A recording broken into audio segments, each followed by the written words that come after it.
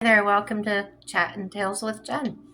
Tonight I'd like to talk about, let me dive right in. How about it? Welcome, how are you? I'm doing okay. I've been doing a lot of self reflection as I always do, um, and watching Carl Jung and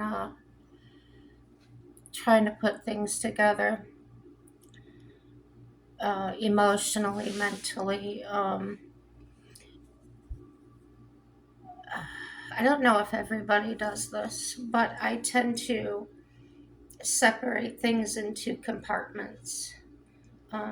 This age to this age, that's in that compartment, and whatever happened during that time, and so on. So, if I want to remember something or reflect on something, I go to this box in my mind and I pull it out and I look at it for a while, then I usually put it back. So, those things, some of those things were coming up tonight about the past. And when I started applying what I've learned, um, currently what I'm learning is learning to apply what I've learned to what I'm doing and realizing, is there a better way to do that or a better way to handle that? Um, because I suffer so deeply, constantly. And I've been convicted a few times in my heart. What I thought was something else. So, learning that I was suffering for suffering, if that makes any sense. Suffering in spite of myself, and a lot of empaths do it. Unhappy because we're unhappy. Unhappiness causes the unhappiness. So, during my research, I found some things and I jotted them down. Um, I also mentioned that I was kind of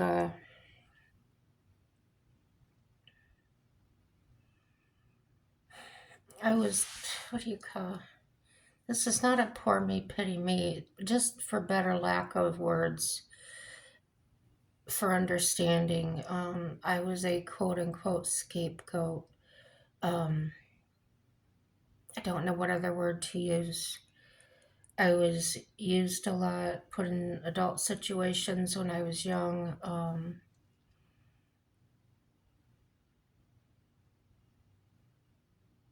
Risks were taken. I was put behind the wheel of a car and um, I had to drive it from one town to another. Um, I wasn't totally clueless on driving, but I had to drive it home.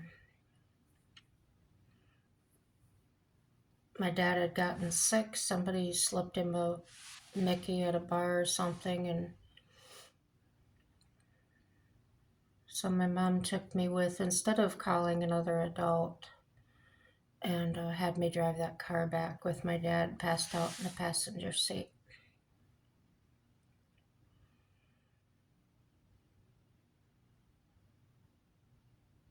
Not realizing the danger of that. Always doing what was asked of me or what I was told. Um, that's what I grew up doing. Not allowed to question it, just do it.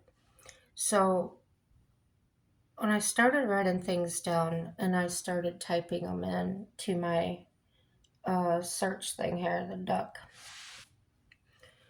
uh, I got an AI overview and I think it covers it kind of well, but then it goes into some detail. So for this thing right here, I'm calling myself the empathetic scapegoat daughter, okay? Don't know if I am or not, but the situation seemed to relate or similar to what I've gone through. And let me tell you why. The reason I'm on this search, this path, is because for some reason I've lost something that I can't get back. I can't find it. So I'm having to create a new one. And what that is my ability to do things on my own, to be alone. Things that never bothered me before. I was never afraid to go out a door for fear that the doorknob was going to electrocute me or the kitchen faucet, or what am I going to do if my husband's gone? Um, all these things that are new to me. And so, kind of backtracking and looking back, not as, oh, I had a crappy childhood, so that's why I'm this way. I'm finding out, yeah, I had a crappy childhood, but how was I processing that growing up? It grew up with me as compared to how I can deal with it now or how I can handle it now as an adult and understand it and therefore clean out my dark spaces, so to speak. So turn the light bulbs on and chase out the bad shadows. So this says an empathetic scapegoat daughter is a child in a dysfunctional family who is blamed for problems while also developing high levels of empathy and emotional intelligence to survive. They're often intuitive, making them highly attuned to others' feelings, a trait that can be a strength and healing, but may have been used to please an abusive parent. This combination could lead to a person who is perceptive and insightful, but may have also learned to suppress their own needs and carry the weight of family dysfunction. So when I read that right there,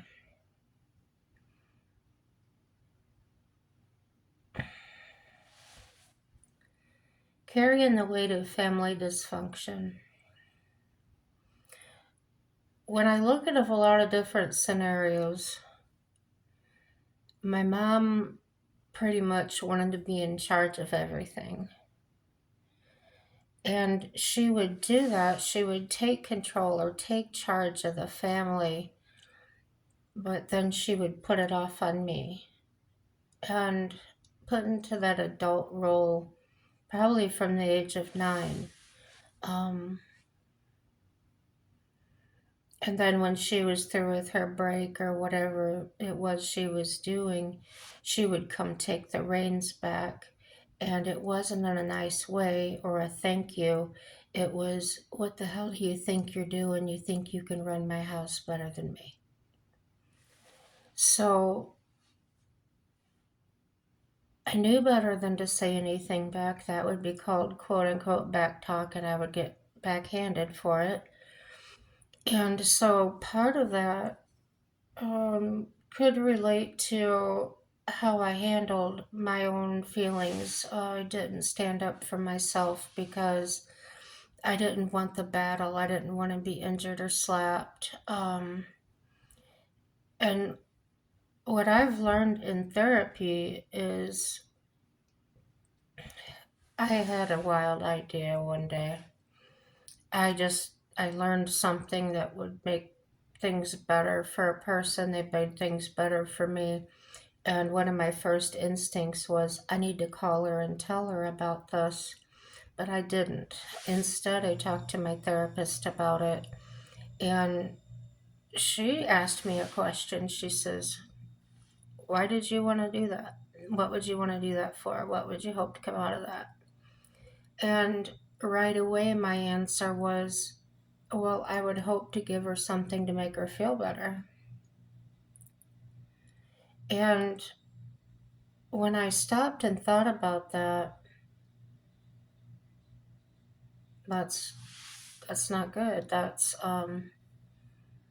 to me, that's evidence that everything I took in, I wasn't keeping for myself. I was giving it away. It was serving her. It was I just loved her so much. I just wanted her to feel better, and not realizing that no matter what I did, it was never going to happen that way. This had to be her choice, her decisions. And I guess I just assumed that role. You're put in this role, you're going to help, you're going to do this and that. And I took that further. I think I may have taken that a few steps further. And oh, not only do I have to serve you, but I'm responsible for making you happy. So expecting appreciation, expecting better treatment than I got, to at least be treated as equal as my sister and brother were. And I wasn't. I was the oldest, and I was a lot expected of me. Here's some characteristics of an empathetic scapegoat daughter. And not all of these necessarily relate to me. I'm just going to read them in case, I don't know, they may relate to you or somebody you know. High empathy and emotional intelligence. They are highly attuned to the emotion of others, which can be a survival mechanism to navigate the family dynamic. Intuitive and perceptive. They often see through the family's dysfunction and are aware of the abuse they are experiencing. Blamed for family problems. They are frequently the target of blame, contempt, and evaluation by the abusive parent. Caretaking role. They may take on caretaking role for the abusive parent, acting as a stand-in, therapist, or best friend. A struggle with self-worth. The constant blame can lead to feelings of worthlessness and an association between their own needs and being too much. Develop coping mechanisms. They become skilled at managing their own emotions and developing coping skills, which can evolve into greater resilience as adults. May become healer or caregiver. The empathy and insight developed in childhood can become a strength as they mature, making them natural healers, but they must be careful not to continue prioritizing others over their own well-being.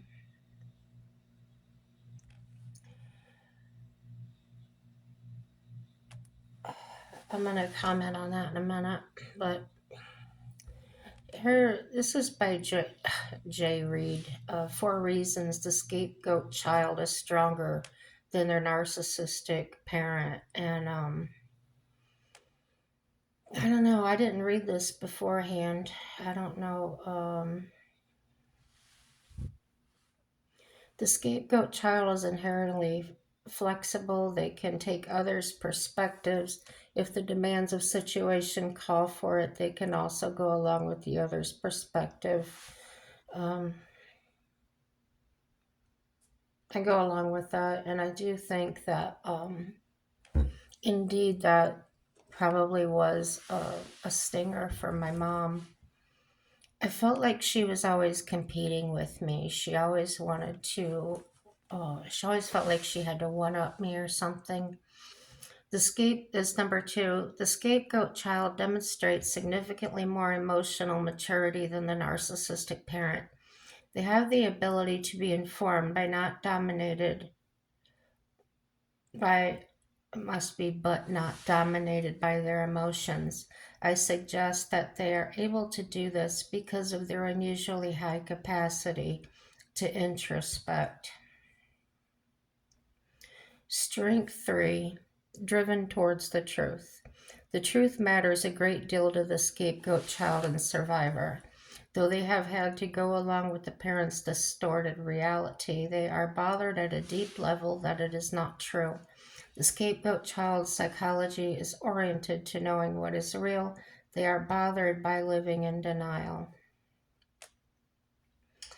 And there are more to these articles. I'm just not going into that. Strength 4 is empathy. The scapegoat child has the ability to perceive and care about the feelings of others. This is so despite receiving very little of the same from their narcissistic parent. So that happens to be something I was thinking about recently when I was doing my psych exercises.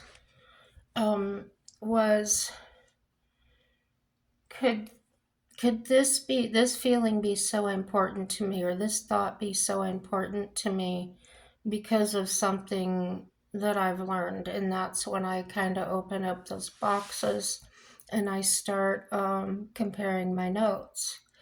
And one of the conclusions I've drawn is putting my own feelings away, doing it afraid.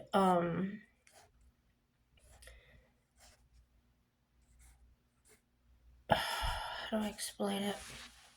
I could see on my mother's face a lot. Now, my mother's very strong woman, don't get me wrong. She does a lot of things right. But there's something in her that she never healed. She never got help for or whatever. And probably at the age she's at now, it's never gonna change. So still having that longing to help, to want her to feel better, carrying that through my life. Then when she was unavailable to me, I would do it for my husband or my friend or whoever was around me. And what I was looking for, what I really wanted, was recognition, um, not like a big spotlight thing, but just take me over quietly to the side and say, I really appreciated what you did for me. You had my back, or just something like that. I don't long for it anymore. I'm just reflecting on situations that happened that I were out of my control, and I want to be able to put them away permanently where I don't feel the need to go look in these boxes and dig them back out again. That's part of the self doubt that comes in. Have I really been there before? Have I felt this before? Or is this my imagination? Staying in that relationship way, way longer than I should have.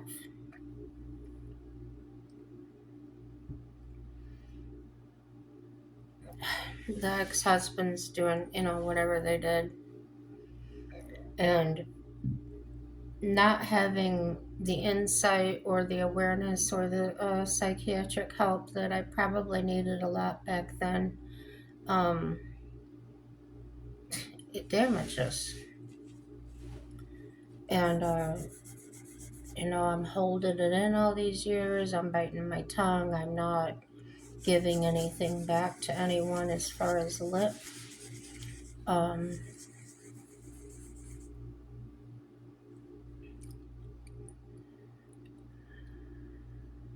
I don't know. I'm not going to dwell on it. I just wanted to make this video so I could watch it again and listen to myself talk about it. I do that with the hard stuff. But, so there were a lot of times where I would go away, keep my distance from the family, which was now my mom and her new husband. It wasn't my dad, okay? They were divorced long before that.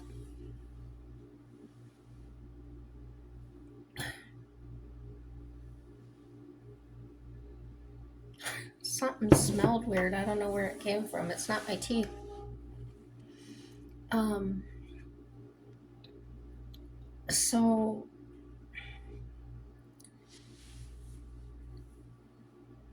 going over there, being asked, can you help do this or do that? Okay, I do this or do that, which was help her fold laundry or whatever she was doing at the time. And growing up with her all my life, she's the one that taught me how to fold clothes, and that I'm folding the clothes. And out of nowhere, she just comes in there and picks them all up and tosses them all over the living room. Now, at this time, I was in my 20s, well out of her house and everything, but she was with this new man. And I says, why did you do that? She said, because you don't know how to fold clothing properly. Okay, what do you mean? And she showed me how to fold a shirt the way she wanted, and it was totally different than we had done my whole life. Uh, but at that time, not knowing where did that come from, thinking she was crazy, what I began to learn over time, which took me, I'm so slow sometimes, um, was that she was trying to impress this man and do things the way he did them or something, because it was not her way of doing it. Well, that continued. I saw her do those things a lot, and I did not understand why. Uh, the man didn't care for me. I didn't care for him. I tried to like heck to get along with him, and he just wasn't having it. So whatever. So I don't know if it was her saying things to him or what, because neither one of them liked me very much. And she used to tell me quite often, uh, I love you, but I don't like you. I don't like who you are. But then when she needed me, it was how wonderful I was. And because I craved that so much, I would go running back and help her with whatever she needed. So it was constantly this being on this rubber band relationship, stretching it, going back, stretching it, going back. And I damaged myself by doing that. And now I'm facing the consequences of those things. Um, the heart, in my mind, I can still see my mom walking away from me when she had hurt herself and she was limping. And in my mind, I can see her walking away with that limp, and it just chokes me up.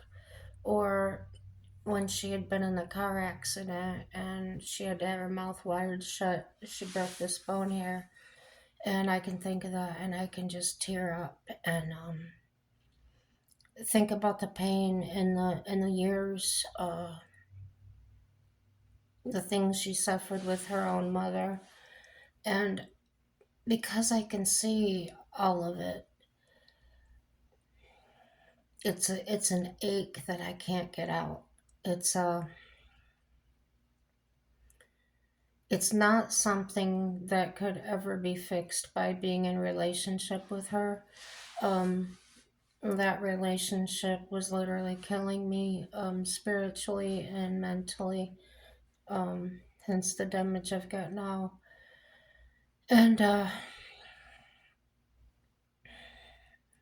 being true to myself, being real with myself, setting my own boundaries is work for me. It may come really naturally and easily to other people. Uh, I don't really compare myself to other people. I'm at I'm at the place I'm at, and that's it. I'm going to keep on this study. I'm going to keep trying to achieve goals, setting goals and achieving them, but not too much too fast, because that's no good either. I am going to end this video by saying, don't sweat the small stuff. Everything is going to work out for our good. You'll see. Have a happy day.